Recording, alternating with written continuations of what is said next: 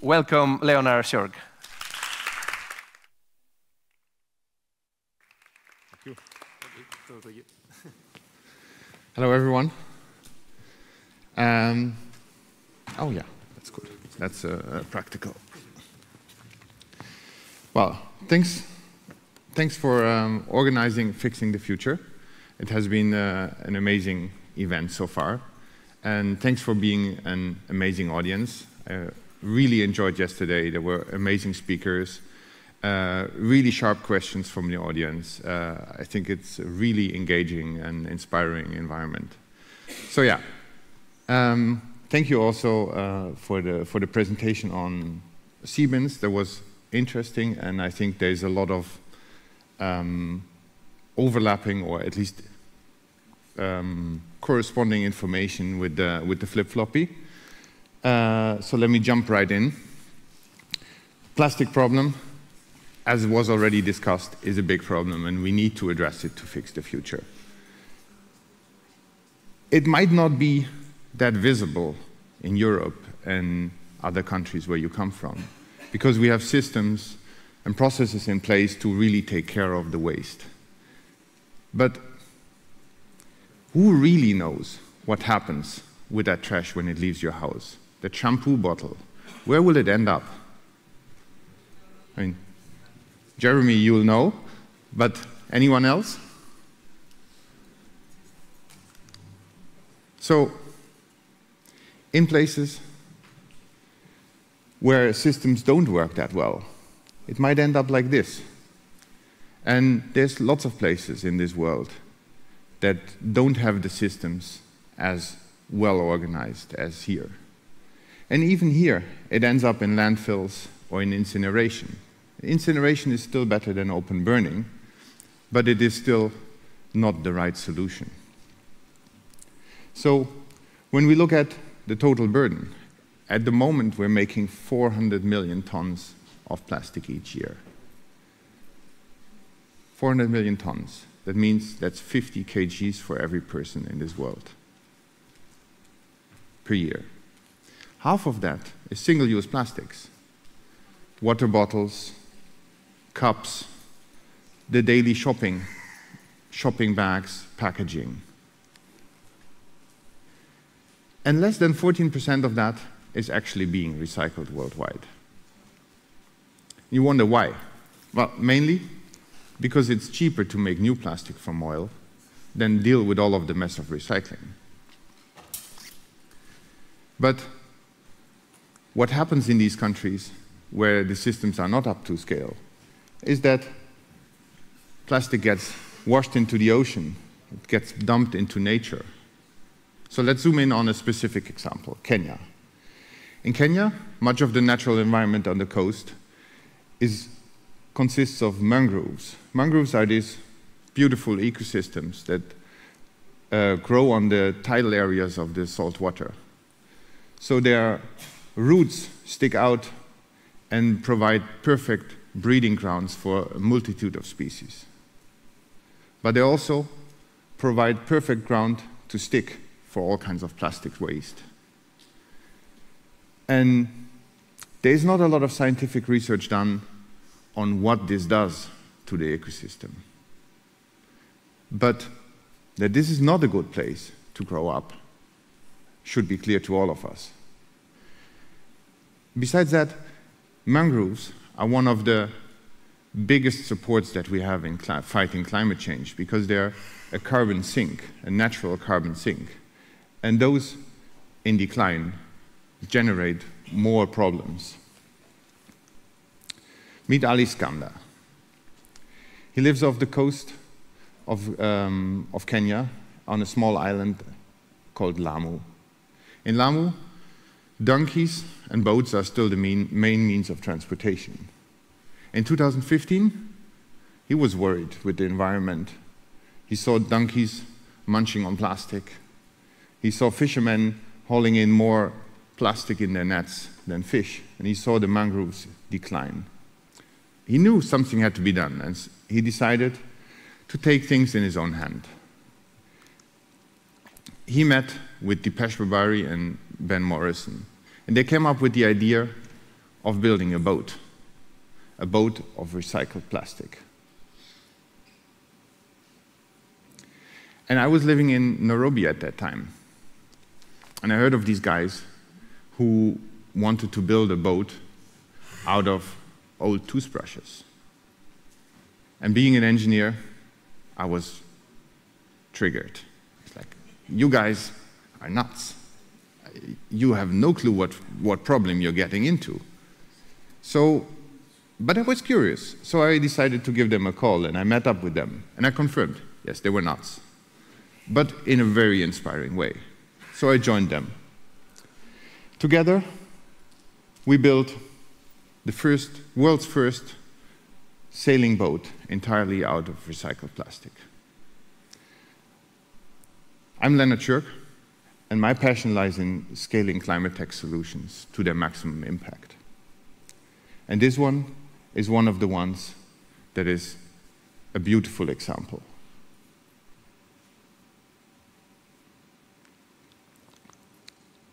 So how did we do this? Well, getting the material was easy. It was just on the beach. This was Lamu beach before our first cleanup. One day we collected 9 tons. But the sea keeps on bringing more. So now we do regular cleanups. But the problem is not finding the material. The problem is making it useful, making it usable. Much of the trash is broken, degraded, eroded, some of it unrecognizable, broken into microplastics. But we figured out systems on how to sort into the different plastics, into the HDPEs, PETs, etc. And that's really important, because if you want to build something out of it, you need to separate. So we devised ways of cleaning it, of washing it, of drying it, of shredding it. And some of that delivers very beautiful pictures. We used old plastic manufacturing equipment because that was what was available. Some of these machines were older than myself. And molten plastic is not easy to work with. It's like sticky chewing gum, but then hot. But we persisted, and we tried over and over again. We failed a lot of times.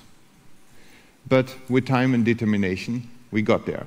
We molded plastic planks, beams, and all kinds of other parts that we needed for the boat. Turns out that finding the right size trees and the right shape trees for traditional boat building has become increasingly difficult. But the plastic lumber proved to be a really good solution for the local artisans, because they can use it much as if it were wood. They can use their traditional cutting, carving, and joining skills that they have been perfecting for generations on the plastic. So this is the rib structure of the boat, entirely made out of recycled plastic. On the outside, we cover it with plastic planks. Now, our latest innovation is joining these planks with a plastic welding machine that creates with a filament, like a 3D printer, creates perfectly waterproof and durable seals. When we were building our first boat, we didn't really have that. So we used flip-flops. Flip-flops consist of 30% of the waste that is washed ashore on the beach. Each of these colored patches was once a flip-flop, worn by somebody, thrown away when it was broken, and washed ashore. We collected them and made a double layer of flip-flops to protect the boat and to make a beautiful image. And then we put the trash back into the water. And we sailed it. We sailed from the north of Kenyan coast all the way to Zanzibar and back. We took it then across all of Kenya and put it in the water in Kisumu and sailed around Lake Victoria. And everywhere we stopped at little places, at big towns, at big cities, and we talked to people. We engaged with more than 20,000 people, ranging from school children to businesses to policymakers. We talked about the problems and the solutions. We showed our plastic recycling equipment. We did scientific research on microplastics. We did lots of microplastic sampling in all of the travels that we did. We co-wrote scientific articles about it, and we did a lot of different things to increase awareness about the problem and the solutions. So we are all about action, because action inspires, and change is what we need. We show the value of recycled plastics to the local communities, and we want to inspire other people to adopt our solutions and adapt them to their local contexts and get inspired with that. So fast forward to the now. We built Lamu County's first recycling center. We are proud to say we have 36 people that we provide employment to. And we have over 700 collectors that improve their income by selling plastic waste to us. We're not only building boats, we're also building furniture, traditional carved furniture, but all made with a twist. It's all recycled plastic. And I'm proud to share we have just concluded the second edition of our 12 weeks Heritage Dhow building training course. It was supported and made possible by SMAP and founded with the dual purpose. On the one hand, preserving the heritage dhow building skills, and on the other hand, teaching skills about plastic recycling for circular economy. And I'm proud to say that this time it includes women, which is a great step forward for remote regions like Lamu. So these courses, they provide heritage and cultural preservation, but also teach new skills and new values and empower people to bring new values to their community.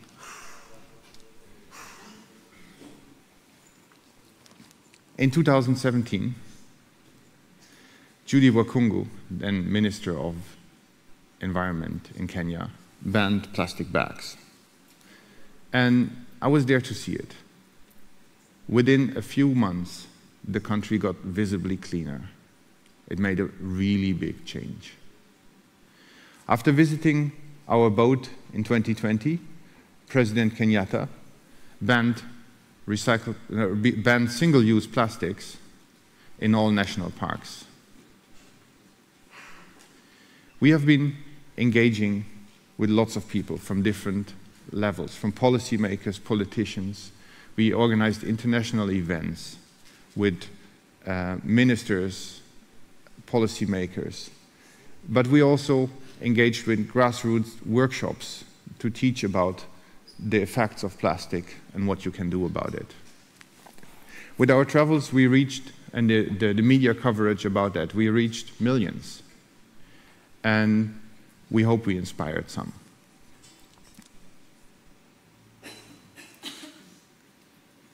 Plastic pollution is a big problem, and we really need to solve it if we want to fix the future. But we can do it. And I think there's 3 pillars where we can all contribute to fixing that. On the one hand, it's our personal actions, our decisions. What do we buy, and how do we throw it away? On the other hand, it is community. Make your voice heard in your community. Make them aware. Be a change maker. And then it is about policy awareness, changing policies. We need to hold the people in power responsible for making good laws and good regulations. We need to put pressure on them. And that is, I think the audience here has been doing that, and I think this is the right thing to do, because we all have that power, and we should exercise that power. With the wise words of Aliskandar, the dhow was the first means of communication before all others were invented. And that's precisely what the Flipflopi is, a vessel to communicate hope and to bring people together. Asante sana. Thank you.